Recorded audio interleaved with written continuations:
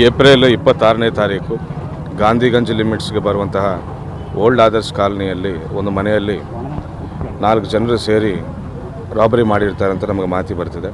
ಬೆಳಗ್ಗೆ 3:15ಗೆ ಮಾರುತಿ ಈಕೋ ವ್ಯಾನಲ್ಲಿ ಬಂದು ಒಂದು ಮನೆಗೆ ನುಗ್ಗಿ 2 ಮಹಿಳೆಯರನ್ನು ಅಲ್ಲೇ ಕೂಡಿ ಹಾಕಿ ಒಂದು ವೆಪನ್ ತೋರಿಸಿ ಮಚ್ಚನಲ್ಲಿ ಅವರಿಗೆ ಹೆದರಿಸಿ ಅವರ ಮನೆಯಲ್ಲಿ ಸುಮಾರು 280 ಗ್ರಾಮ್ ಗೋಲ್ಡನ್ನು ಲೂಟಿ ಮಾಡಿದ್ದಾರೆ ಅನ್ನೋ ಮಾಹಿತಿ ಬರ್ತಿದೆ.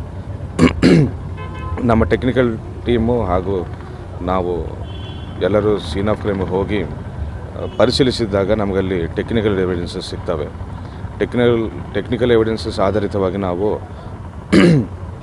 ಅಕ್ಷಯ್ ಅಂತ ಒಬ್ಬ ಆರೋಪಿಯನ್ನು ಪತ್ತೆ ಮಾಡ್ತೇವೆ. ಈ ಅಕ್ಷಯ್ ಪುಣೆ ಹಡಪ್ಸರ್ಗೆ ಸೇರಿದ್ದವನು.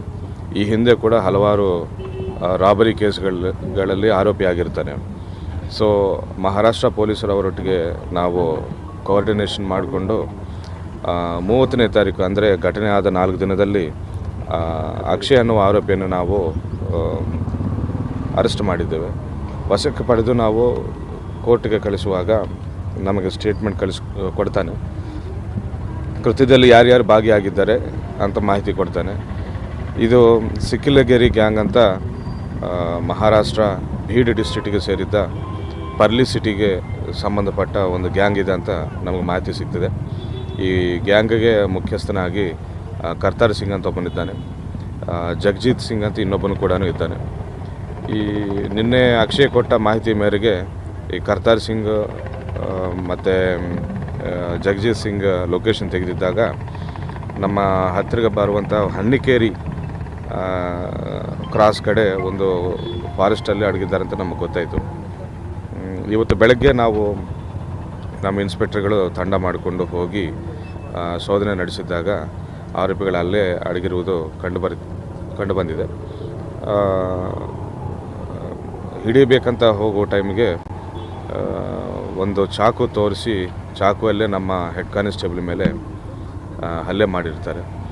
ತಕ್ಷಣ ಅಲ್ಲೇ ನಮ್ಮ ಇನ್ಸ್ಪೆಕ್ಟರ್ ಬೀದರ್ ರೂರಲ್ ಇನ್ಸ್ಪೆಕ್ಟರ್ ಎಚ್ಚೆತ್ತುಕೊಂಡು ಫೈರಿಂಗ್ ಮಾಡಿ ಅವರನ್ನು ವಶಕ್ಕೆ ಪಡೀತಾರೆ. ಸಿಬ್ಬಂದಿಗಳನ್ನು ಹಾಗೂ ಆರೋಪಿಯನ್ನು ಇಬ್ಬರನ್ನ ಬ್ರಿಮ್ಸ್ ಹಾಸ್ಪಿಟ್ಲಿಗೆ ಕರ್ಕೊಂಡು ಬಂದಿದ್ದೇವೆ. ಈ ಆರೋಪಿಗಳು 24ನೇ ತಾರೀಕು ಉದಗಿರಿ ಡಿಸ್ಟ್ರಿಕ್ಟಲ್ಲಿ ಒಂದು ಮಾರುತಿ ಈಕೋ ವ್ಯಾನನ್ನು ಕಳ್ಳತನ ಮಾಡಿಕೊಂಡು ಕದ್ದುಕೊಂಡು 2 ದಿನ ನಂತರ ನಮ್ಮ ಔರಾದ್ ಮೇಲಿಂದ ನಮ್ಮ ಬೀದರ್ ಸಿಟಿಗೆ ಬರ್ತಾರೆ. ಔರಾದಲ್ಲಿ ಕಳ್ಳತನ ಮಾಡಬೇಕಂತ ಪ್ರಯತ್ನ ಮಾಡ್ತಾರೆ. ಬಟ್ ಅಲ್ಲಿ ಪೊಲೀಸ್ ವ್ಯಾನನ್ನು ನೋಡಿ ಮುಂದಕ್ಕೆ ಬರ್ತಾರೆ. ಬೀದರ್ ಸಿಟಿಯಲ್ಲಿ ಗಾಂಧಿಗಂಜ್ ಈ ಮನೆ ಟಾರ್ಗೆಟ್ ಮಾಡಿಕೊಂಡು ಕಳ್ಳತನ ಮಾಡ್ತಾರೆ.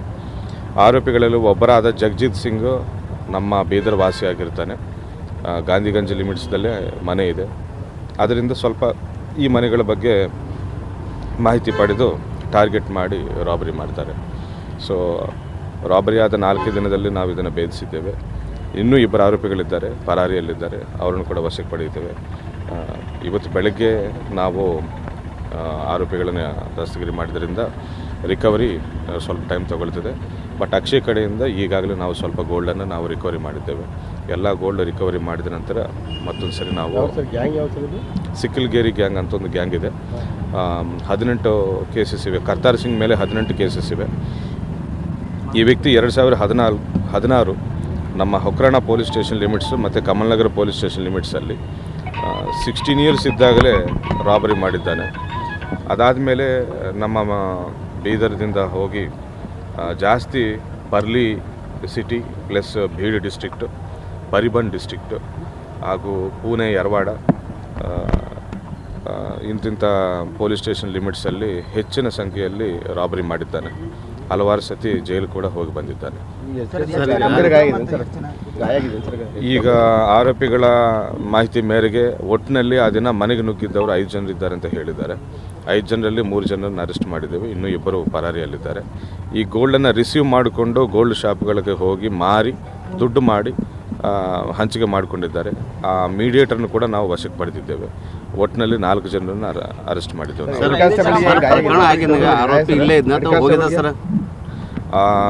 ನಮ್ಮವರು ವೆಹಿಕಲ್ ಚೇಸ್ ಮಾಡ್ಕೊಳ್ತಾ ಹೋಗಿದ್ದಾರೆ.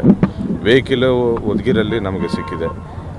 ಮಾಹಿತಿ ಗೊತ್ತಾಗಿರ್ಬೋದು. ಅವರು ಅಲ್ಲಿಂದ ಮತ್ತೆ ಪರಾರಿಯಾಗಿ ನಮ್ಮ ಲಿಮಿಟ್ಸ್ ಔಟ್ಸ್ಕಟ್ಸ್ಗೆ ಬಂದಿದ್ದಾರೆ, ಫಾರೆಸ್ಟಲ್ಲಿ ಅಡಗಿದ್ದಾರೆ, ನಮ್ಗೆ ಅಲ್ಲಿ ಸಿಕ್ಕಿದ್ದಾರೆ.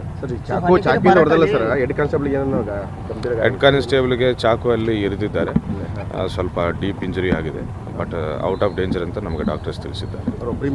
ಅವರೊಬ್ಬರ ಮೇಲೆ ಅದು ಮೇ ಬಿ ಇನ್ನೂ ತನಿಖೆ ಮಾಡಬೇಕಿದೆ. ಬೇರೆ ಕ್ರೈಮ್ ಮಾಡಕ್ಕೆ ಬಂದಿದ್ದಾರೆ ಇಲ್ವೋ ಅಂತ ತಿಳ್ಕೊಬೇಕಾಗಿದೆ.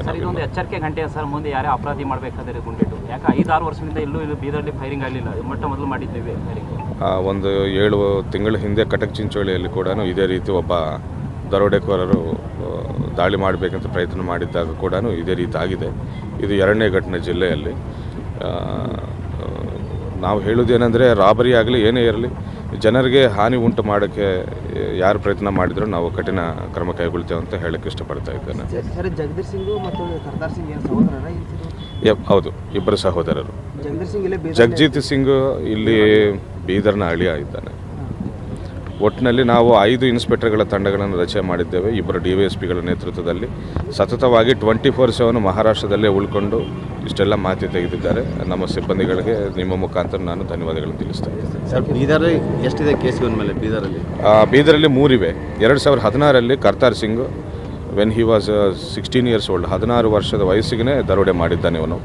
ಸೊ ಅಲ್ಲಿಂದ ಬೆಳ್ಕೊಂಡು ಇಲ್ಲಿವರೆಗೂ 18 ಕೇಸಸ್ದಲ್ಲಿ ಆರೋಪಿ ಆಗಿದ್ದಾನೆ ಅವನು. So is A habitual offender. ದರೋಡೆ ಮಾಡೋದು ಅವನಿಗೆ ಹ್ಯಾಬಿಟ್ ಆಗಿಬಿಟ್ಟಿದೆ.